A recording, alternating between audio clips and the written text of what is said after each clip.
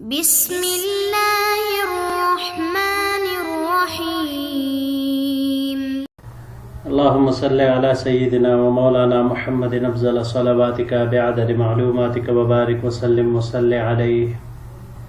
بسم اللہ الرحمن الرحیم. عزیز طلباء کرام، مختارات من ادب العرب سے بحمد اللہ تعالی آج ہمارا 53واں سبق ہے، اور آج کا مضمون جس کا عنوان ہے بین قاض وقور وذباب جسور، یعنی ایک پروقار قاضی اور ایک بہادر مکی کے درمیان کشمکش. جسور، یہ اس کی ذرا تحقیق کر لیتے ہیں. دلیر، بہادر اس کو کہا جاتا ہے.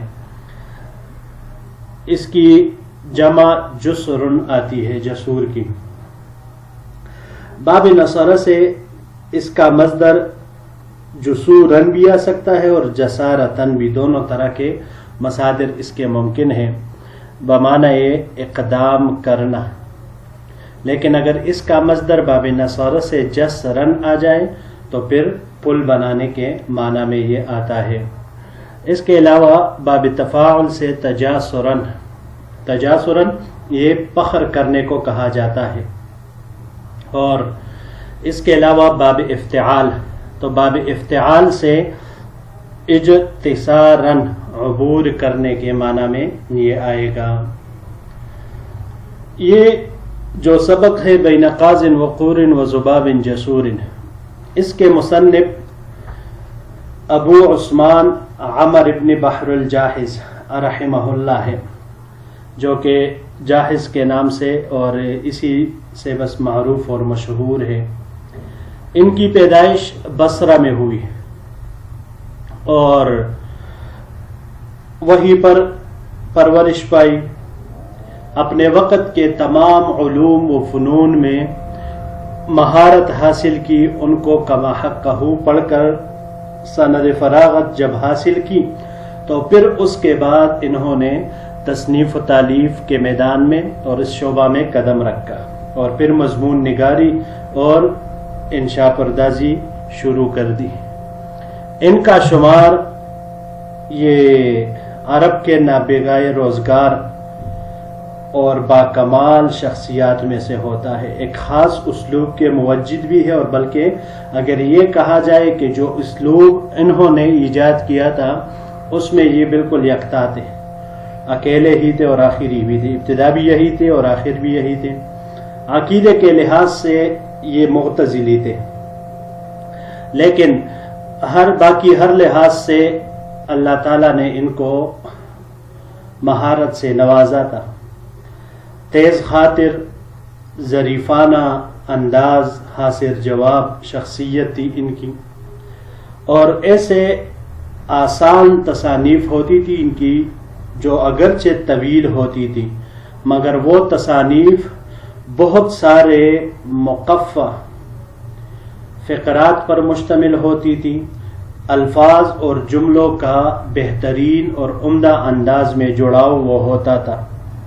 اور مصنف رحمہ اللہ ان تمام چیزوں کے ساتھ یعنی سنجیدگی اور مزاح بھی وہ ان کی تصنیف میں ایک اس کا حسین امتزاج ہمیں نظر آتا ہے کہ سنجیدہ بھی ہوتے تھے اور اس کے ساتھ ساتھ کہیں کہیں پر وہ مزاح بھی کرتے ہوئے دکھائی دیتے تھے.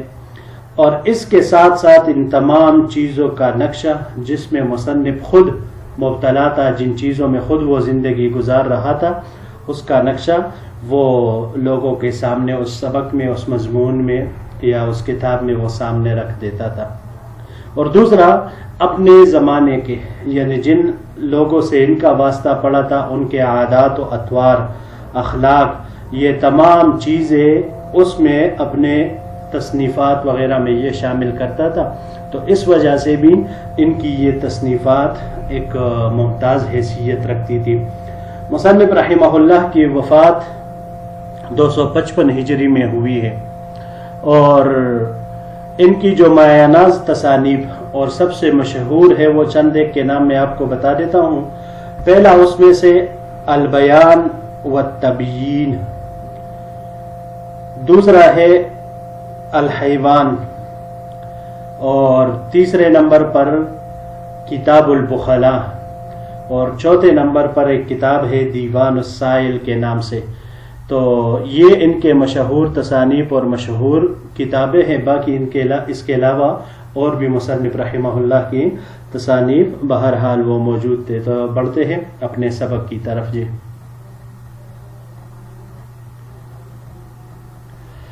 کان لنا بالبصرۃ قاض یقال له عبداللہ ابن سوار.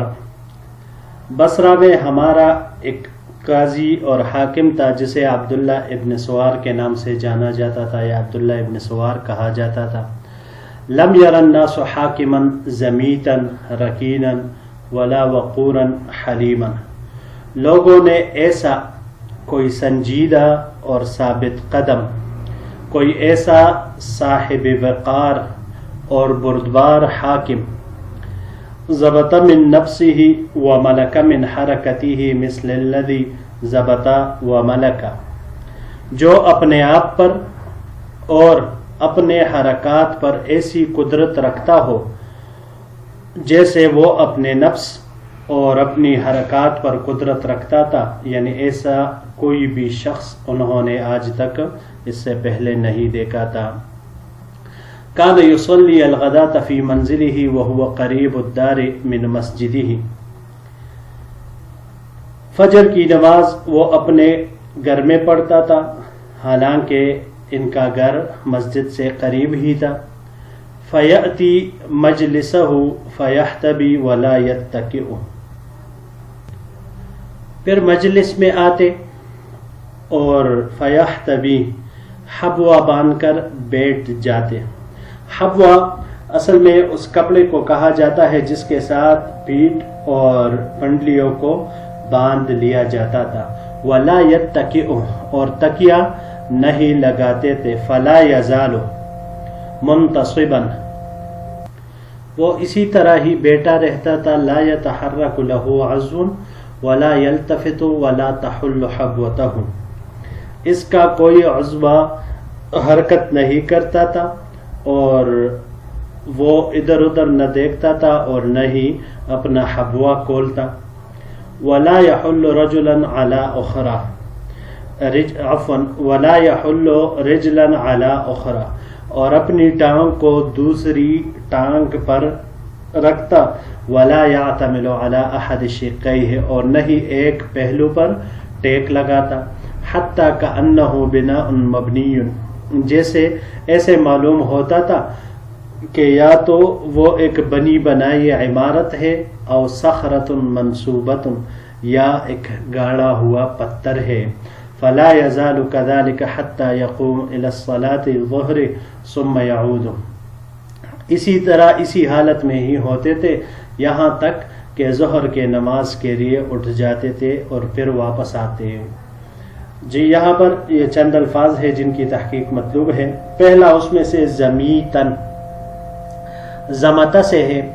زمتا یزمت زمتن باب نصورہ سے گلا گونٹنے کے معنی میں آتا ہے، اور اس کو جب ہم باب کرومہ سے لیں زمانتن زماتتن، مصدر اس کا آئے گا زماتتن، تو یہ سنجیدہ اور صاحب وقار ہونے کے معنی میں آئے گا. اس کے علاوہ اس کو ہم باب تفاعل سے بھی لے سکتے ہیں تزمتن. تزمتن یہی صاحب وقار ہونے کے معنی میں آتا ہے. اگلا لفظ ہے رکینن. رکینن باب نصارہ سے رکونن، اور یہی باب سمعہ سے بھی آتا ہے رکونن و رکانتن. رکونن یہ مائل ہونے کے معنی میں آتا ہے. رکانتن یا رکونتن باب کرومہ سے اس کا مصدر آتا ہے. یہاں پر یہ باب کرومہ سے استعمال ہوا ہے. یہ بھی سنجیدہ ہونے، صاحب وقار ہونے کے معنی میں آتا ہے.